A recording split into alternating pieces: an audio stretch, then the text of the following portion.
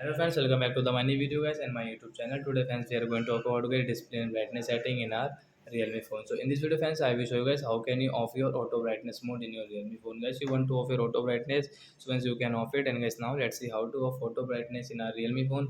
In this video friends, I will show you guys.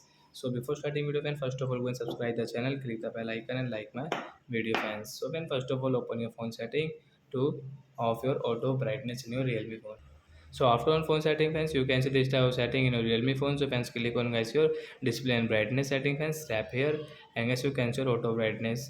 So you can see right side is icon guys you want to off. So you can off. After off guys you can customize yourself guys. Your brightness will not increase and decrease automatic.